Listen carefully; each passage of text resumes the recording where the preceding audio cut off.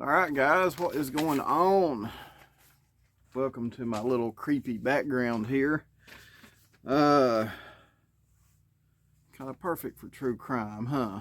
Anyway, just wanted to, during my investigation, I think I'm getting closer to actually maybe if it was targeted, who was targeted, guys. I think, and I'm just doing my own little thing off the information I get from news and whatever sources I get it from. So, first off, I'm going to go ahead and say that I do not think Kaylee was the target in this. And here's why. Take a look at this. In terms of what you understood about your sister's life, was there any threat that she had ever had? Was there anybody who was coming after her on social media? Did she have a past, a problem with a boyfriend or a friend? Anything to inform why somebody would do something so violent to her, her friend, her other roommate, and her boyfriend? Absolutely. There's nothing. There's no boy problem. There's no threat. There's no high-risk lifestyle that could have indicated this. It has taken all of us completely by shock, and we have absolutely no ideas. Okay, so that was Kaylee's sister, and as she states, no pending risks, no pending risk issues with her, crazy boyfriends, anything like that. So, if her family feels pretty confident there was no issues basically for her to be targeted, and I'm gonna mark her off my list. So who does that leave? That leaves Madison, Ethan, and Xana. So out of those three, I got some more investigation to do. So now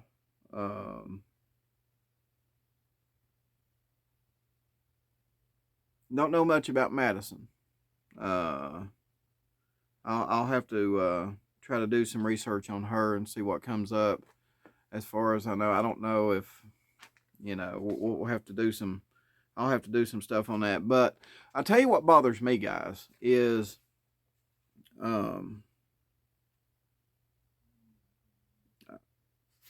I'm leaning more towards at this point, until I get a definite, until I get it definitely narrowed down to one of these three people or two of these three people.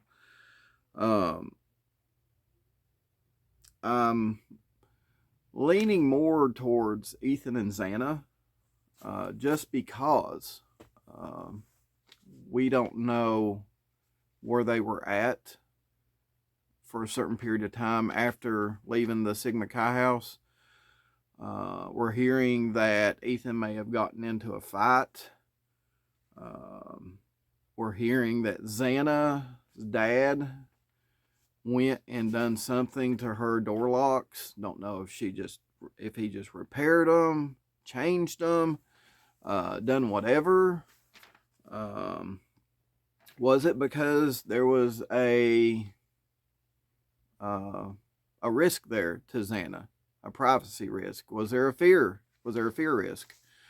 Why did her dad go work on the door locks? We've never to this day gotten that answer. So he never, or Xana's family has never come out and said, hey, Ed just went up there to do some maintenance on it. It wasn't working right, so I just fixed it. Or he's never come out and said, you know what, she wasn't feeling safe because she came up here and there was someone in her room, and I went up there because she just didn't want anybody coming and going out of her room. We've not heard nothing on why her dad messed with her door locks. I would really like to know why he went up there and messed with her door locks. That would help solve a lot of speculation and why he done it, because like I said, it could be anything from maintenance to what if she walked in and somebody was in her room? You know what I mean? Also, why I'm looking heavily at Ethan and Xana maybe being the targets, because they were at the Sigma Chi house, and just so happens, lo and behold, I see on YouTube, someone put there was like 9 cop cars, 9 Idaho state troopers at the Sigma Chi house. Why would there be that many state troopers at the Sigma Chi house? There's a lot of focus on that Sigma Chi house, if that's the case. So that plays a big role into my little investigation as to trying to figure out who was targeted in this. So we got Ethan and Xana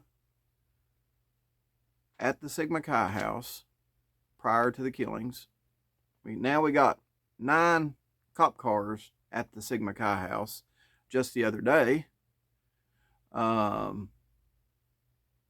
We've got Xana's dad changing or doing something to her door locks. I mean, you see where I'm going with this, guys? So let me know what you think about me narrowing down my list of targeted people to. I'm gearing more toward Ethan and Xana.